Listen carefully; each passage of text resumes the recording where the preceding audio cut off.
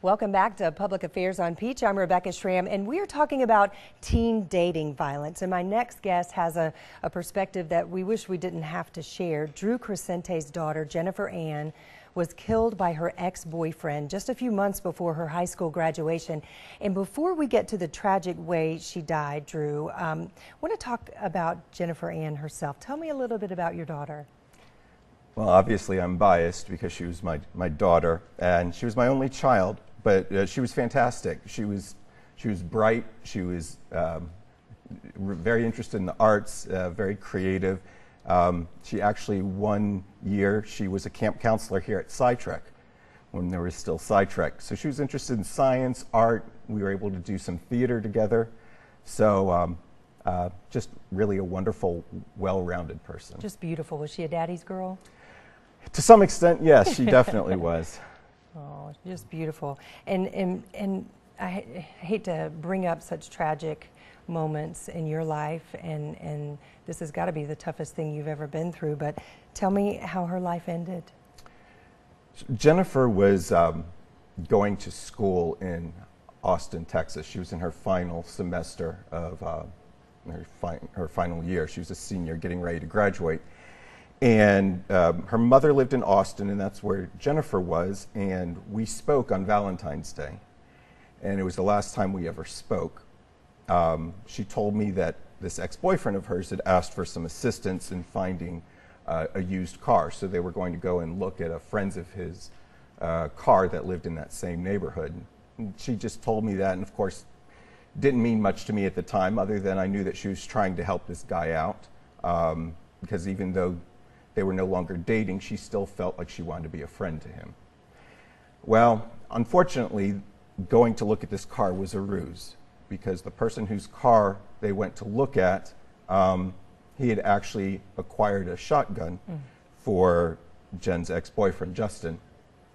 And after they went and looked at the car, they were walking back through the woods, and Justin had hidden the shotgun in the woods, and he took it out, and he shot Jennifer in the back of her head and left her body there. Did you have any sign that he could have done something like this? Never. It's not something that was remotely on my radar. And at the same time, I don't think that's something that we want to have on our radar. I do think that we certainly need to be aware of the warning signs, but we can't live in fear. So this was something that to me seemed like a teenage romance that didn't work out. It seemed very typical to me, and I was absolutely shocked beyond belief when I was notified that she'd been murdered. Did you find out that there had been some prior violence among the two?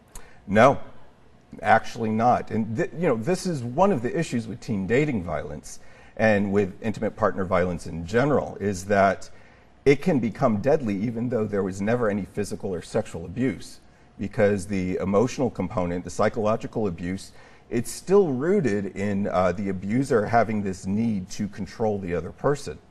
So there was a lot of psychological abuse. He was very dishonest, and he tried to isolate her from her support network, from her friends and family, and that was why she ended the relationship. So no, it was a complete surprise, and even in hindsight, I don't know that I would have been able to do much different. You have poured your life into trying to help prevent this from happening to other families. Do you think that American schools do enough to sort of prepare students for this? Some schools do. Some schools are doing a great job. Some states are really focusing on this. Unfortunately, it's very haphazard, and not all states even have programs.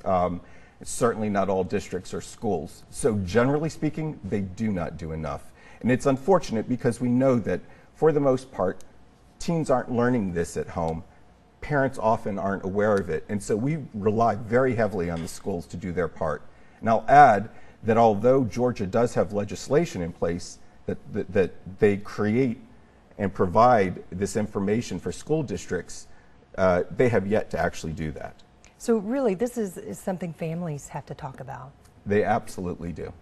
And it's something that, part of my focus is also trying to empower young people and allow them to learn about this on their own in the absence of families or schools teaching them this critical information. Well, Drew, we can't thank you enough for being here. We're not finished yet, so we need to take a quick break. But when we return, how Drew is using his daughter's story to fight dating violence in a very unique way. Stay tuned.